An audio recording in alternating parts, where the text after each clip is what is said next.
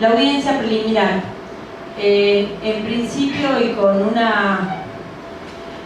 esa necesidad que tenemos cuando nos ponemos a preparar algo y alcanzar el todo, me di cuenta que lo único que podía hacer para contar algunas cosas, o más bien dejar muchos interrogantes, era conversar acerca de lo que existía hoy en nuestra legislación acerca de la audiencia preliminar. Mi provincia no la tiene legislada. Entonces vamos a hablar de lo que tiene hoy el Código de la Nación. Como antecedente, la primera vez que se legisló dentro del Código Procesal de la Nación fue en 1953. Y hasta 2002, con distintos nombres y vaivenes, fue derogada, incluida, no tenía el nombre de audiencia preliminar. Y la mayoría de la doctrina desde el 53 hasta el 2002 la definía de un modo muy simple, como la actuación oral dentro del proceso ubicada en la etapa introductoria y probatoria y previa a la prueba. De ahí viene que en 1995, cuando se introduce una de las reformas en el Código de la Nación, se llamó audiencia y no se le puso el nombre de previa, sino en la última reforma de 2002. Esta es una definición que justifica la introducción que se hizo en el Código de la Nación. ¿Por qué? Porque si uno se pone a ahondar acerca del concepto que tiene la audiencia previa o preliminar en todas las legislaciones y cuál es el origen de la misma deviene de los sistemas por audiencias, donde la audiencia preliminar es una pata que termina en la audiencia de vista de causa. Es decir, la existencia dentro de un proceso como sistema o una audiencia preliminar está pensada con el complemento de la audiencia de vista de causa para producir toda la prueba.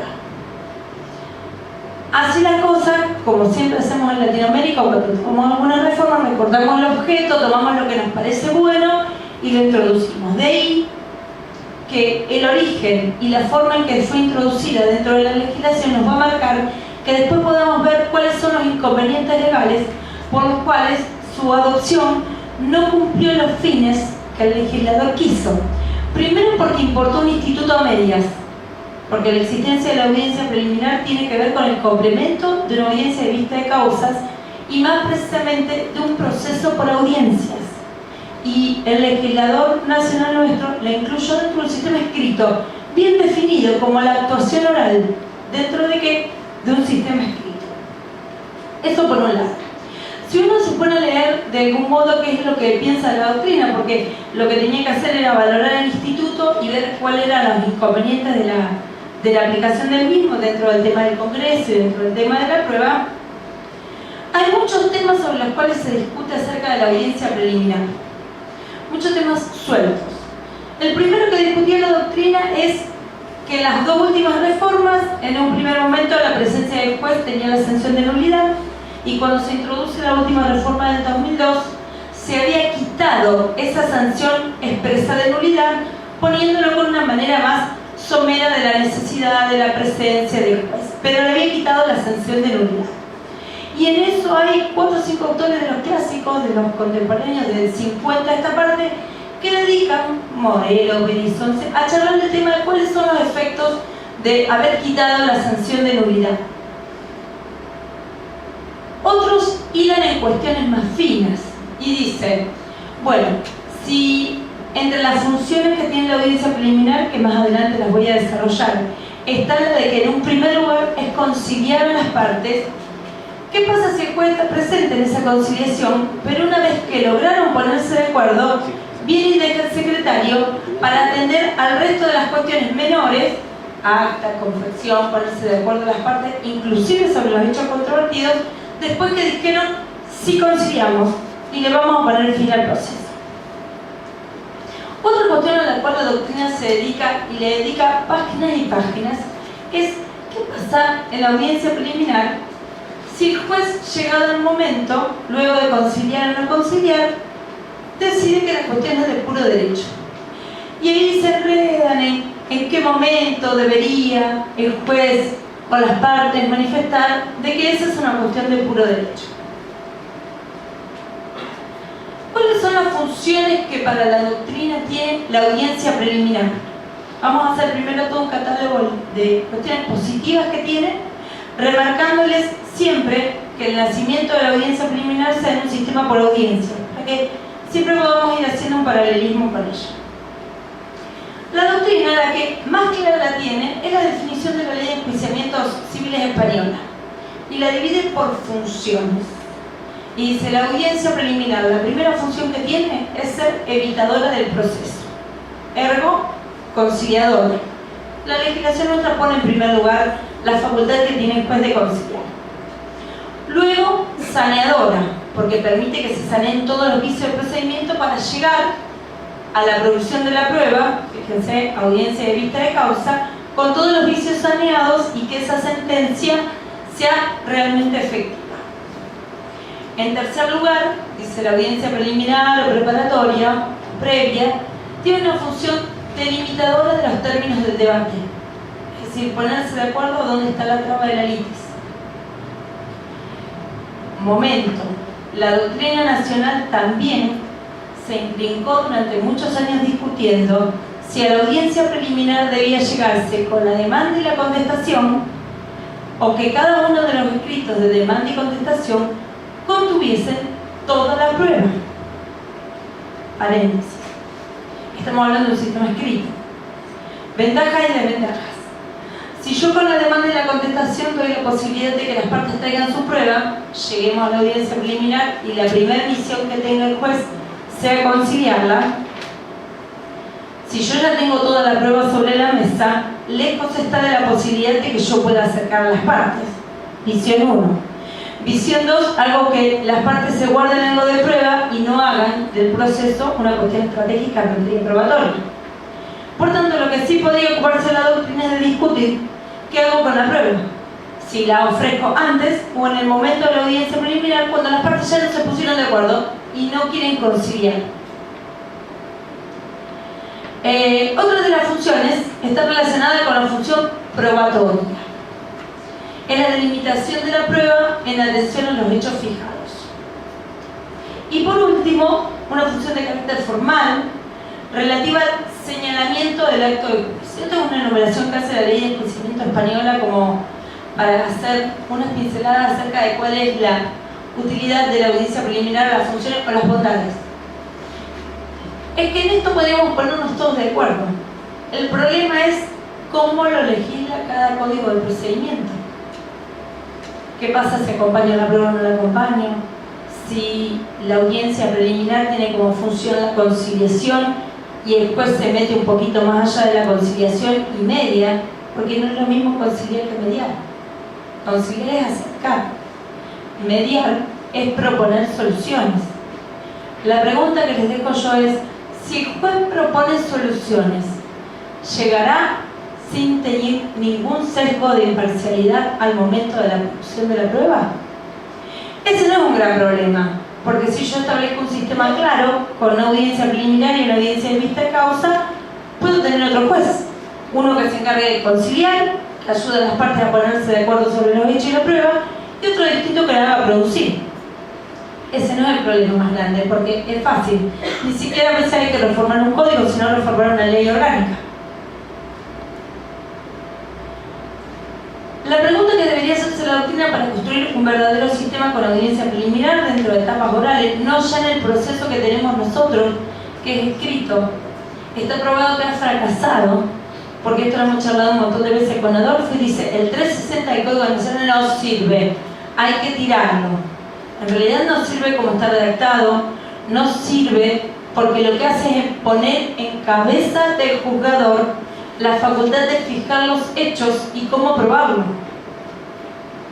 No lo deja como potestativo de las partes. Entonces las partes, por comodidad o por la autoridad que ejerce el juez dentro de esa propia audiencia, han dejado parte de su trabajo y hoy los hechos y la prueba en la práctica, en el 360 del Código de la Nación, está casi combinado por la presión del juzgado.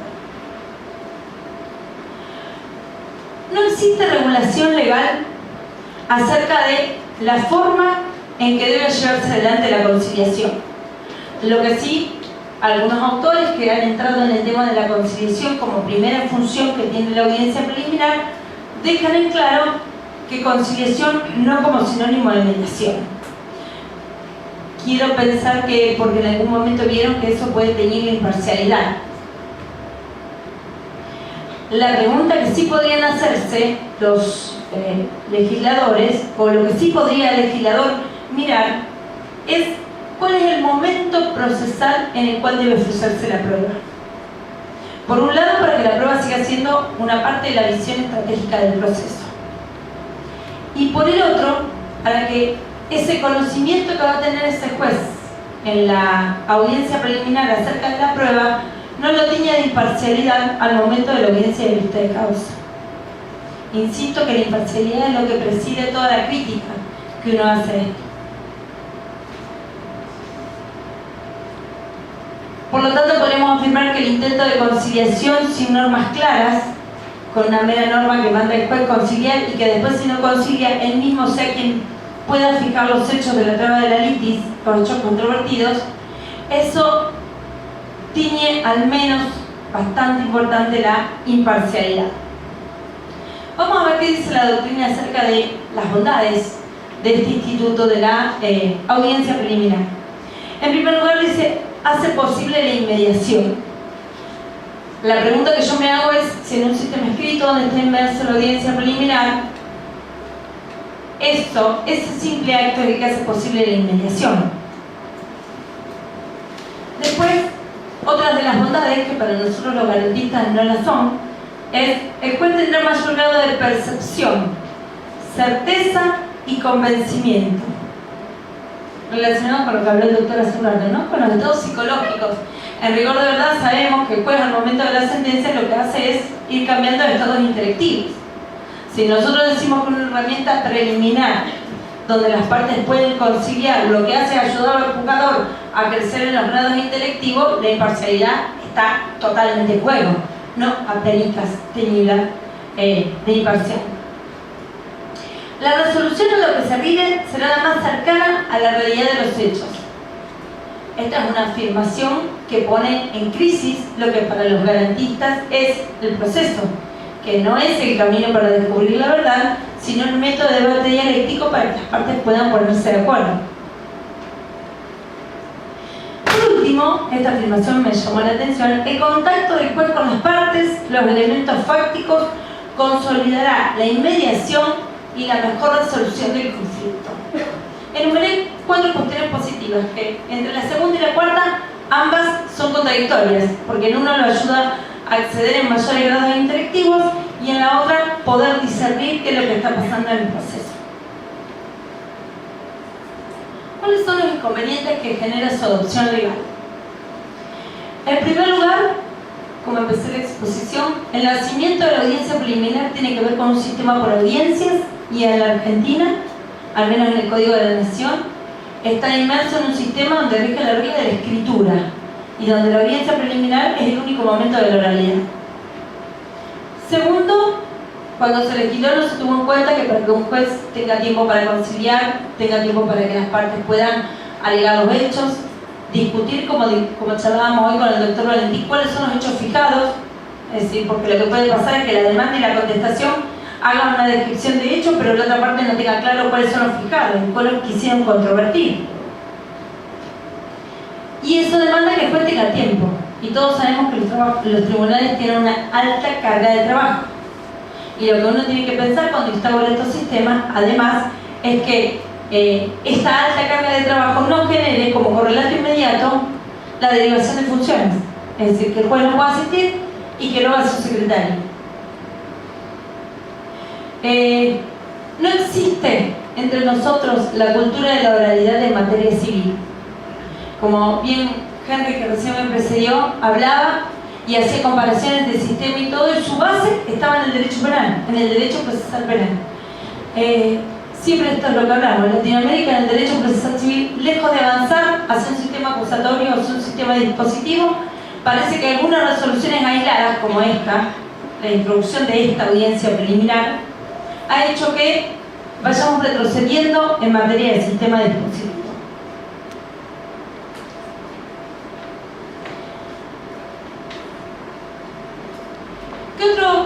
¿Qué otros temas o qué otros ítems de esta instauración de la audiencia preliminar vulnera el sistema dispositivo acusatorio. Uno, cuando el legislador le impone al juez la facultad de dirimir los hechos controvertidos y cómo se prueban. Esto tiñe la imparcialidad del juzgador, que es muy fácil de evitar poniendo un segundo juzgador en la audiencia de vista de causa.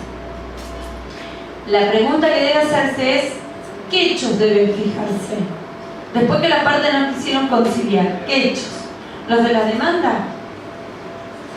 El tema de la conciliación es delicado, porque todos sabemos que la conciliación goza de la confidencialidad. Y lo que uno está haciendo es en un mismo momento audiencia, ventilando algunas cuestiones que después, tras cartón, segundos después, con corte intermedio de por medio, las partes tienen que poner blanco sobre negro, fijar los hechos controvertidos y ver cómo se prueba. Un defecto casi intolerable que trae el artículo 360 es que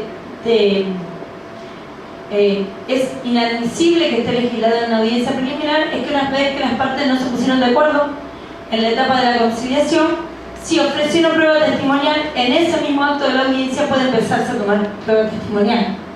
Esto es porque el legislador, cuando lo hizo, no tuvo claro cuál era el momento para ofrecer la prueba, si después de la traba de la litis, antes de la conciliación, con posterioridad de la conciliación o en la propia audiencia. Esto es algo que hay que definir en la audiencia preliminar. Así las cosas, la audiencia preliminar, tal como está legislada en el artículo 360 del Código Civil de la Nación, no parece ni que responda a los principios acusatorios, no parece que responda a los fines por los cuales el legislador la trajo, no parece que responda a la lógica de un sistema por audiencia. Pero en la República Argentina, y con esto ya para terminar, hace 2 semanas, y como le gusta decir a Alvarado, tuvimos un hecho nuevo. Un hecho nuevo que nos hace repensar muchas cosas, que es la sanción del Código Civil. La sanción del Código Civil, entre muchas cosas buenas, pero muchas otras cosas que no tiene buenas porque se mete en lo que es la materia de forma, regula las facultades de impulso y probatorias de oficio de los jueces de materia de familia y la facultad, cosa que el doctor Terraza hablaba en la mañana, de invertir la regla de la carga de la prueba en materia de daños. Frente a este hecho nuevo de nuestra legislación de fondo y frente a todas estas críticas, en razón de cómo está legislado y no en razón del instituto de la audiencia preliminar, la audiencia preliminar legislada de otro modo, con pautas claras, podría venir a convertirse en un freno al avance de las facultades judiciales. ¿De qué modo? Imponiendo que en esa audiencia preliminar, previa de preparación del juicio, como querramos llamarla, sean las partes quienes propongan los hechos y cómo los van a probar. Y por qué no, cuando entre en vigencia el nuevo Código Civil, que se puedan poner de acuerdo acerca de quién va a probar cada uno de los hechos. Y esto no quiero decir, para que el doctor Terraza no se enoje, apartarme de la regla de que prueba quien alega, sino que hay algunas cuestiones que son difíciles de probar y que podríamos decidir quién las va a probar. ¿Para qué? Para que no nos sorprenda en la sentencia. Me parece que esta es la gran tarea del garantismo que nos queda hoy en la República Argentina. Recordando que la existencia o la génesis o el nacimiento del instituto de la audiencia preliminar está dado en un proceso por audiencias representado dentro de la idea básica del Estado de Derecho y la defensa en juicio. Y este es el gran desafío. Muchas gracias.